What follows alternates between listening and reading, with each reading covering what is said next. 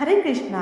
भाद्रपद महीने की पूर्णिमा तिथि बहुत ही खास होती है, क्योंकि इसी दिन से उमा महेश्वर व्रत भी किया जाता है और पितृपक्ष भी शुरू हो जाते हैं, यानी श्राद्ध शुरू हो जाते हैं। भाद्रपद पूर्णिमा के दिन सत्यनारायण भगवान की पूजा करके उनकी कथा का पाठ या श्रवण करना चाहिए। इस दिन व्रत रखने से भक्तों के जीवन के दुख दूर हो जाते हैं, जीवन में सुख समृद्धि आती है और सत्यनारायण भगवान की कृपा भी प्राप्त होती है। पूर्णिमा की तिथि को चंद्रमा अपनी 16 कलाओं से परिपूर्ण होता है, इसलिए इस दिन व्रत रखकर रात को चंद्र देवता की विशेष पूजा अर्चना भी की जाती है। भादो पूर्णिमा के दिन भगवान विष्णु के साथ साथ माता लक्ष्मी की पूजा अर्चना भी की जाती है। साथ ही इस दिन भगवान शंकर और माता पार्वती की विशेष पूजा अर्चना भी करनी चाहिए, क्योंकि इस दिन उमा महेश्वर व्रत भी किया जाता है। भक्तों को व्रत रखने से भगवान शिव और माता पार्वती की कृपा भी प्राप्त होती है। मान्यताओं के अनुसार भगवान विष्णु ने माता लक्ष्मी की प्राप्ति के लिए उमा महेश्वर व्रत किया था। तो आइए सुनते हैं भाद्रपद पूर्णिमा पे सुनी जाने वाली कथाएं। आपसे अनुरोध है इन कथाओं को पूरा सुनिएगा, क्योंकि कहते हैं ना, अधूरी कथा सुनने से दोष लगता है। जो भक्त उमा महेश्वर व्रत ना भी करें तो भी उन्हें इस कथा को जरूर सुनना चाहिए। इस कथा को सुनने मात्र से ही भगवान शिव और माता पार्वती की विशेष कृपा प्राप्त होती है। मत्स्य पुराण में उमा महेश्वर व्रत का उल्लेख किया गया है। मत्स्य पुराण में वर्णित कथा के अनुसार एक बार ऋषि दुर्वासा को भगवान शिव के दर्शन करने की अत्यंत इच्छा हुई, सो उनके दर्शन के लिए वह कैलाश पर्वत चले गए। वहां जाकर उन्होंने माता पार्वती और भगवान शिव के दर्शन किए। उनके दर्शन पाकर वह बहुत ही प्रसन्न हो गए और वहां से लौटते वक्त भगवान शिव ने एक बिल्वपत्र की माला उनको आशीर्वाद स्वरूप दी। जब वह वापस लौट रहे थे तो उन्हें रास्ते में भगवान विष्णु मिले, तो उन्होंने वह माला भगवान विष्णु को दे दी।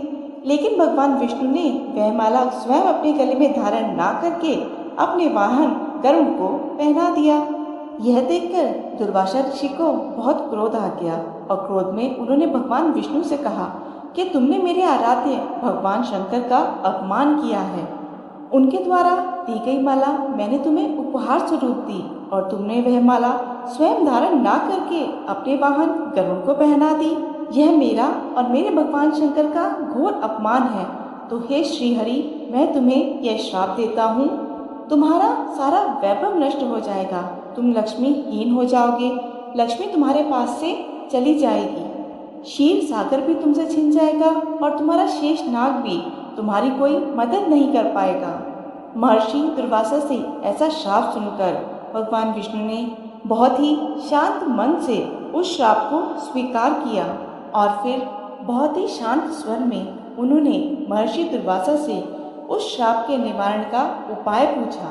तब महर्षि दुर्वासा ने भगवान विष्णु को उमा महेश्वर व्रत रखने का परामर्श दिया। महर्षि दुर्वासा ने कहा, उमा महेश्वर व्रत करने से मेरे श्राप के कारण तुम जो भी खोगे वह तुम्हें पुनः प्राप्त हो जाएगा।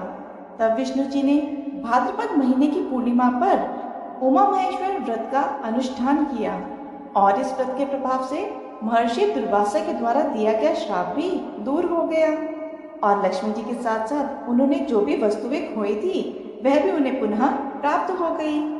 यह थी उमा महेश्वर व्रत की पावन कथा। बोलिए भगवान शिव और माता पार्वती की जय, भगवान विष्णु और माता लक्ष्मी की जय। इस कथा को सुनने वाले, कहने वाले और हुंकारा भरने वाले सभी भक्तों की मनोकामना पूर्ण हो। अब सुनिए भाद्रपद पूर्णिमा के दिन सुनी जाने वाली विशेष व्रत कथा। द्वापर युग में एक समय की बात है कि यशोदा जी ने कृष्ण से कहा, हे कृष्ण, तुम सारे संसार के उत्पन्न करता, पोषण तथा उनके संहार करता हो। आज कोई ऐसा व्रत मुझसे कहो जिसको करने से मृत्युलोक में स्त्रियों को विधवा होने का भय ना रहे तथा व्रत सभी मनुष्य की मनोकामना पूर्ण करने वाला हो। श्री कृष्ण कहने लगे, हे माता, तुमने अति सुंदर प्रश्न किया है। मैं तुमसे ऐसे ही व्रत को सविस्तार कहता हूँ। सौभाग्य की प्राप्ति के लिए स्त्रियों को 32 पूर्णिमाओं का व्रत करना चाहिए। इस व्रत को करने से स्त्रियों को सौभाग्य संपत्ति मिलती है। यह व्रत अचल सौभाग्य को देने वाला और भगवान शंकर के प्रति मनुष्य मात्र की भक्ति को बढ़ाने वाला है। यशोदा जी कहने लगी, हे कृष्ण, सर्वप्रथम इस व्रत को मृत्युलोक में किसने किया था, इसके विषय में विस्तार से मुझे कहो। श्री कृष्ण जी कहने लगे कि इस भूमंडल पर एक अत्यंत प्रसिद्ध राजा चंद्रहास से पालित अनेक प्रकार के रत्नों से परिपूर्ण कातिका नाम की एक नगरी थी। वहाँ धनेश्वर नाम का एक ब्राह्मण था और उसकी स्त्री अति सुशील रूपवती थी। दोनों ही उस नगरी में बड़े प्रेम के साथ रहते थे। घर में धन धान्य आदि की कोई कमी नहीं थी। उनको एक बड़ा दुख था, उनके कोई संतान नहीं थी, जिस वजह से वह बहुत दुखी रहते थे। एक दिन एक बड़ा तपस्वी योगी उस नगरी में आया। वह योगी बाकी सभी घरों से भिक्षा मांगकर भोजन किया करता था, लेकिन उस ब्राह्मण के घर से भिक्षा नहीं मांगा करता था। एक दिन योगी गंगा किनारे भिक्षा मांगकर प्रेम पूर्वक खा रहे थे कि धनेश्वर ने योगी को यह सब करते देख लिया। धनेश्वर ने सब प्रकार से योगी को भिक्षा देने का प्रयास किया, पर योगी ने धनेश्वर से भिक्षा नहीं ली। अपनी भिक्षा के अनादर से दुखी होकर धनेश्वर योगी से बोले, आप सभी घरों से भिक्षा लेते हैं, परंतु मेरे घर की भिक्षा कभी नहीं लेते। इसका कारण क्या है? योगी कहने लगे कि धर्म हमें इस बात की आज्ञा नहीं देता है, क्योंकि अभी आप गृहस्थ जीवन में एक सुख से वंचित हैं। आपके घर संतान होने पर मैं आपके घर से भी भिक्षा स्वीकार कर लूँगा। उन्होंने कहा कि जिसे संतान नहीं है उसके घर से भिक्षा लेने से मेरे भी पतित हो जाने का भय है। धनेश्वर यह सब बात सुनकर बहुत दुखी हुआ और हाथ जोड़कर योगी के पैरों पर गिर गया तथा दुखी मन से कहने लगा कि आप मुझे संतान प्राप्ति के उपाय बताएं। आप सर्वज्ञ हैं, मुझ पर अवश्य ही कृपा कीजिए। धन की मेरे घर में कोई कमी नहीं है, लेकिन मैं संतान ना होने के कारण अत्यंत दुखी हूँ। कृपा करके मुझे कोई उपाय बताइए। आप मेरे इस दुख का हरण कीजिए। यह सुनकर योगी कहने लगे, तुम चंडी की आराधना करो। घर पहुंचकर उन्होंने यह सारी बात अपने पति को बताई और खुद वन में चला गया। वन में पहुंचकर उसने चंडी की आराधना की और उपवास किया। चंडी ने 16 दिन में उसको सपने में दर्शन दिए और कहा कि हे धनेश्वर, जा तेरे पुत्र होगा, लेकिन उसकी आयु सिर्फ 16 वर्ष होगी। 16 वर्ष की आयु में ही उसकी मृत्यु हो जाएगी। अगर तुम दोनों स्त्री और पुरुष 32 पूर्णिमाओं का व्रत करोगे तो यह दीर्घायु हो जाएगा। जितनी तुम्हारा सामर्थ हो उतने आँचे के दिए जलाकर शिव जी का पूजन करना, लेकिन पूर्णमासी 32 ही होनी चाहिए। सुबह होते ही तुम्हें इस स्थान के पास एक आम का पेड़ दिखाई देगा। उस पर चढ़कर एक फल तोड़कर अपने घर ले जाना। अपनी स्त्री को इस बारे में बताना। सुबह स्नान होने के बाद वह स्वच्छ होकर शंकर जी का ध्यान करके उस फल को खा ले। तब शंकर भगवान की कृपा से उसको गर्भ हो जाएगा। जब ब्राह्मण सुबह उठा तो उसे उस स्थान पर आम का पेड़ दिखाई दिया और वह उससे फल तोड़ने के लिए चढ़ा, लेकिन वह पेड़ पर चढ़ ही नहीं पा रहा था। यह देखकर उसे बड़ी चिंता हुई। उसने भगवान गणेश की उपासना की और कहा, हे दयानिधे, अपने भक्तों के विघ्नों का नाश करके उनके मंगल कार्य को करने वाले, दुष्ट का नाश करने वाले, रिद्धि सिद्धि देने वाले, आप मुझे इतना बल दें कि मैं अपनी मनोकामना पूरी कर सकूं। इसके बाद वह पेड़ से फल तोड़कर अपनी पत्नी के पास पहुंचा। उसकी पत्नी ने अपने पति के कहे अनुसार इस फल को खा लिया और वह गर्भवती हो गई। देवी की कृपा से उसे बहुत सुंदर पुत्र पैदा हुआ। उसका नाम उन्होंने देवीदास रखा। माता पिता के हर्ष और शोक के साथ वह बाल बढ़ने लगा। भगवान की कृपा से बालक बहुत ही सुंदर था, सुशील और पढ़ाई लिखाई में बहुत ही निपुण था। दुर्गा जी के कथानुसार उसकी माता ने 32 पूर्णमासी का व्रत रखा। जैसे ही 16वां वर्ष लगा, दोनों पति पत्नी बहुत दुखी हुए, कहीं उनके पुत्र की मृत्यु ना हो जाए। उन्होंने सोचा कि अगर उनके सामने यह सब हुआ तो वह कैसे देख पाएंगे। तभी उन्होंने देवीदास के मामा को बुलाया और 1 वर्ष के लिए देवीदास को काशी में पढ़ने के लिए भेज दिया।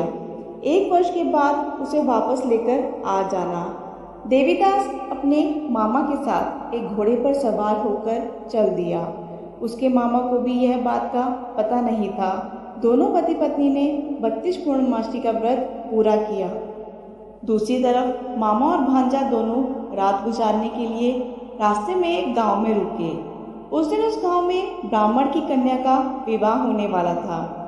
जिस धर्मशाला में वर और बारात के बाकी लोग रुके हुए थे, उसी धर्मशाला में देवीदास और उसका मामा ठहर गए। उधर कन्या को तेल आदि चढ़ने के बाद जब लगन का समय आया तो वर की तबीयत खराब हो गई।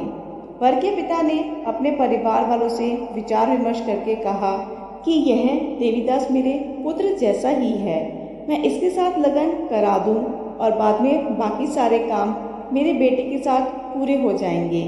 ऐसा कहने के बाद वर के पिता देवीदास को मनाने के लिए उसके मामा के पास गए और उन्हें सारी बात बताई। मामा ने कहा कि कन्यादान में जो कुछ मिलेगा वो हमें दे दिया जाए। वर के पिता ने बात स्वीकार कर ली। इसके बाद देवीदास का विवाह कन्या के साथ संपन्न हो गया। इसके बाद वह अपनी पत्नी के साथ भोजन न कर सका और मन में विचार करने लगा कि ना जाने यह किसकी पत्नी होगी। यह सोचकर उसकी आंखों में आंसू आ गए। तब वधू ने पूछा कि क्या बात है, आप उदास क्यों हैं? तब उसने सारी बातें पत्नी को बता दी। तब कन्या कहने लगी कि यह ब्रह्म विवाद के विपरीत है। आप ही मेरे पति हैं, मैं आपकी ही पत्नी रहूंगी, किसी अन्य की कभी नहीं। तब देवीदास ने कहा, ऐसा मत कहिए, क्योंकि मेरी आयु बहुत कम है, मेरे बाद आपका क्या होगा। लेकिन उसकी पत्नी नहीं मानी और बोली, स्वामी आप भोजन कीजिए। दोनों रात में सोने के लिए चले गए। सुबह देवीदास ने पत्नी को 4 नगों से जड़ी एक अंगूठी दी और एक रुमाल दिया और बोला कि हे प्रिय, इसे लो और संकेत समझकर स्थिर चित्त हो जाओ। मेरे मरण और जीवन जानने के लिए एक पुष्प वाटिका बना लो, उसमें सुगंधी वाली एवं नव मल्लिका लगा लो। उसको प्रतिदिन जल से सींचा करो और आनंद के साथ खेलो कूदो।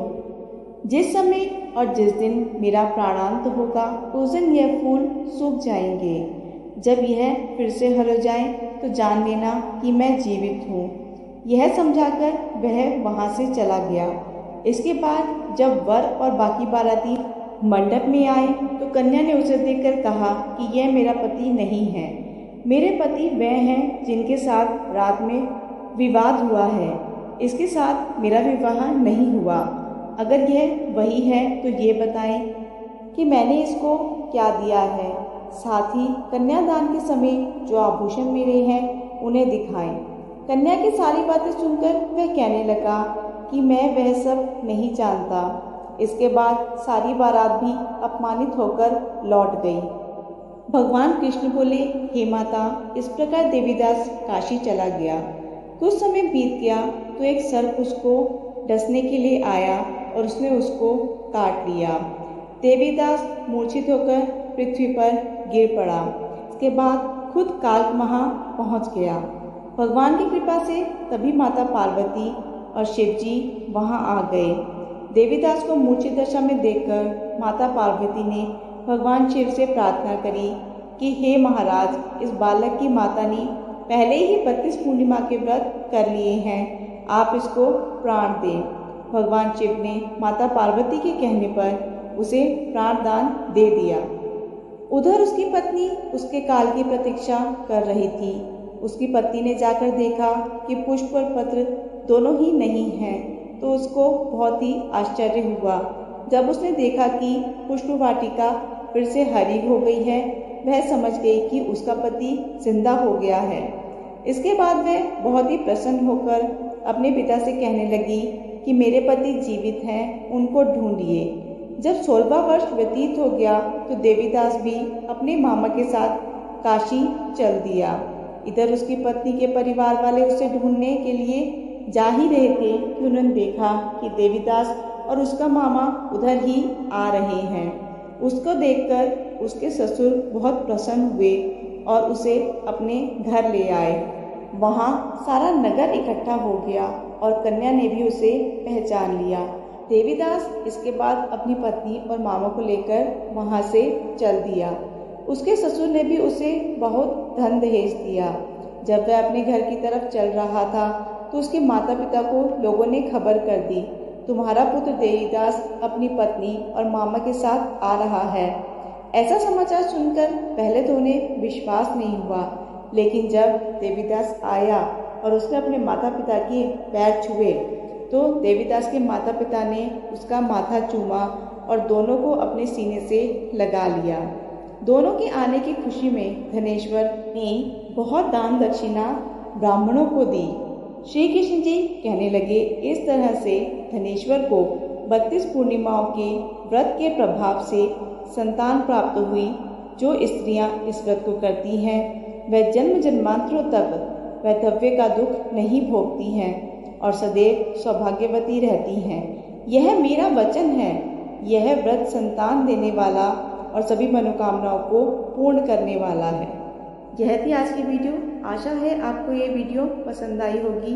वीडियो को लाइक शेयर करके चैनल को सब्सक्राइब करना ना भूलिएगा। धन्यवाद।